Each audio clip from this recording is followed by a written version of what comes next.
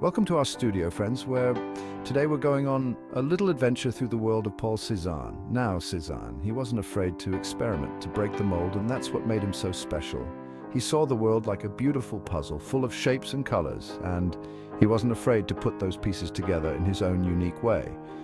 We're going to take a peaceful stroll through some of his most famous paintings, like happy little trees dotting a landscape. And as we explore, think about how Cézanne uses color and brushstrokes. It's like each stroke is a happy little accident, coming together to create something truly special. So grab your brushes, your paints, and let's get started. There are no mistakes here, just happy little accidents, and together we'll discover the joy of Cézanne. Imagine yourself in the south of France, the sun warm on your face, a gentle breeze rustling through the trees. That's where Cézanne found his inspiration for Mont Sainte-Victoire. He painted this mountain again and again, each time like a new adventure. See how he uses those brush strokes, short and deliberate, almost like he's building the mountain right there on the canvas. And those colors, the blues, the greens, the ochres, they blend together like a happy little dream, capturing the very essence of this majestic mountain stick. Now, some folks might think a basket of apples is a simple thing to paint, but Cézanne, he saw the beauty in the everyday. Look closely at the basket of apples. Notice how the table seems to tilt towards us, how the apples almost tumble out of the frame. Cézanne wasn't afraid to play with perspective, to challenge the way we see the world.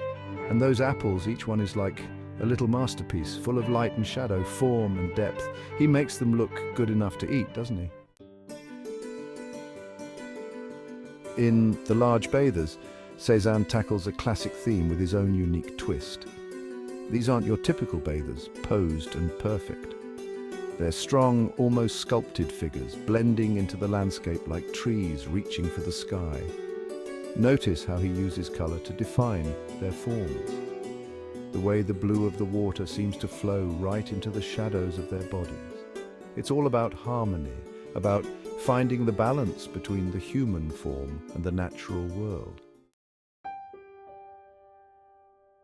Chapter 4. Still life with Compotier, geometry and light in harmony. Cézanne loved to explore shapes and forms, and still life with Compotier is a perfect example. He arranges these everyday objects, a fruit dish, a glass, some apples, like they're part of a beautiful puzzle. And the way he captures the light. See how it dances across the surface of the Compotier, how it peeks through the glass, casting those happy little shadows. It's like he's painting with light itself. Chapter 5. The Card Players, a moment frozen in time. Imagine yourself stepping into a quiet cafe, the murmur of conversation, the clinking of glasses.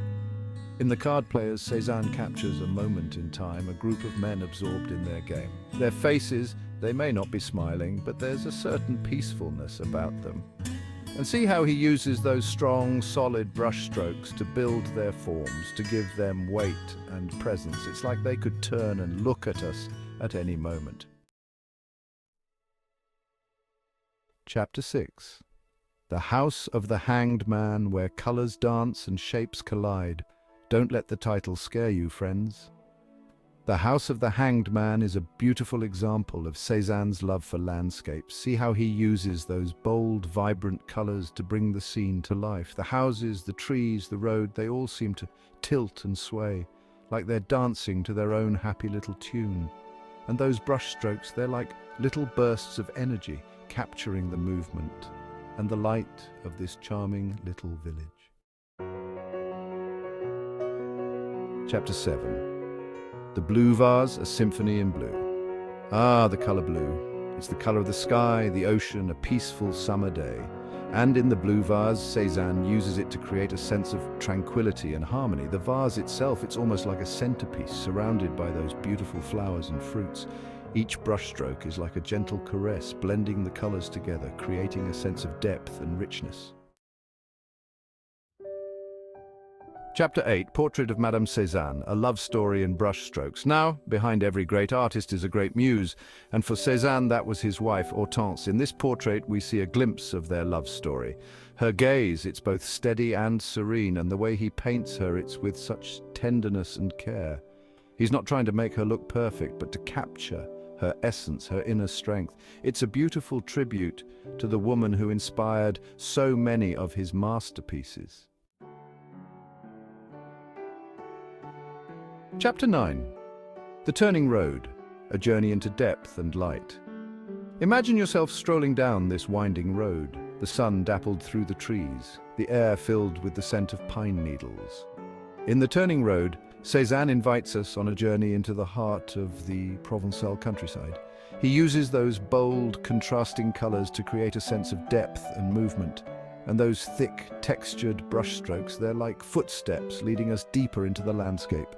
It's a painting that begs you to step inside and explore. Chapter 10. Still Life with Olive Jar. The beauty of everyday objects. Cézanne, he had a way of finding beauty in the most ordinary things, like this humble olive jar. But look closer, friends.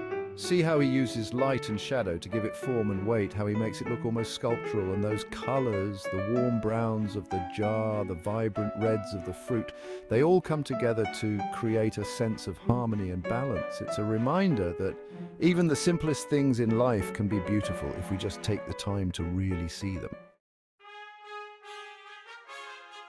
Outro, the enduring legacy of Paul Cézanne. Well, friends, we've come to the end of our happy little journey through the world of Paul Cézanne. I hope you've enjoyed exploring his masterpieces as much as I have. Remember, there are no mistakes, just happy little accidents, and each one of us has the potential to create something beautiful. Cézanne, he taught us to see the world with fresh eyes, to find joy in the everyday, and to never be afraid to experiment. He was a true pioneer, and his influence on the art world is still felt today, so keep painting, keep exploring, and never lose sight of the beauty that surrounds you. From my studio to yours, happy painting, friends.